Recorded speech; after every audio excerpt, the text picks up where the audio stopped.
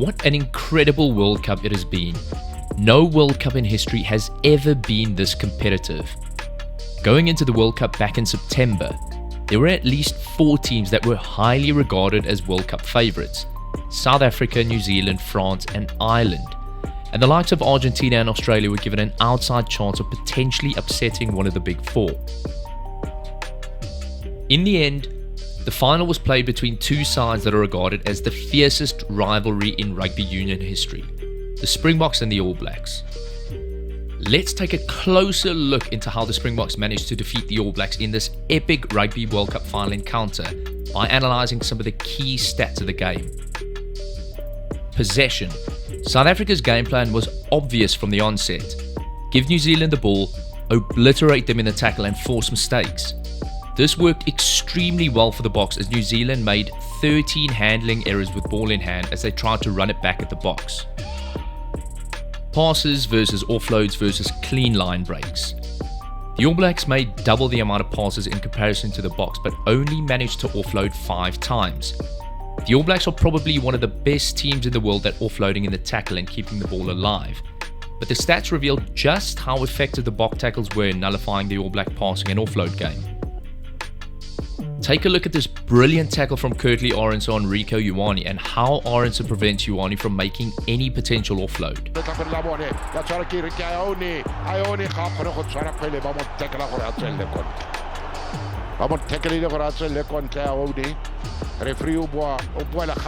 It was again a long advantage.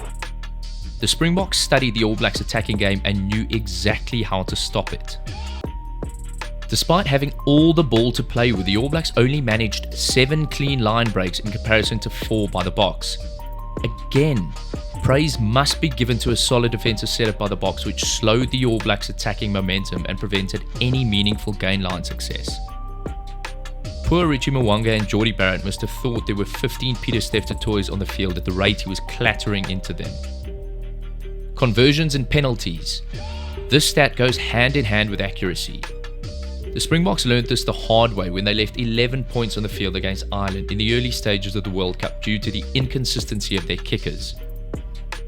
The call-up of Handré Pollard following the injury to Malcolm Marx proved a potential World Cup winning move, as Pollard slotted 13 from 13 and kicked the winning goals against France and England, which allowed the Boks a shot at another World Cup title. Pollard's performance in the final was flawless once more as he kicked 4 from 4 penalties. The usual deadly accurate Richie Mwanga missed the conversion and Jordie Barrett missed a long-range penalty, costing the All Blacks 5 precious points in the process. But why did these 2 highly accurate kickers miss their shots at goal? You might come to the conclusion that when you're being hunted down by Eben Etzebeth and pietersteph toy for 80 minutes, with their sole purpose being to split you in 2 perfect pieces, there is a big chance that you'll be put off your game. Another masterful tactic by Rassie and Jacques to target their 2 goal kickers and in the process, successfully rattled both of them. Tackles versus missed tackles.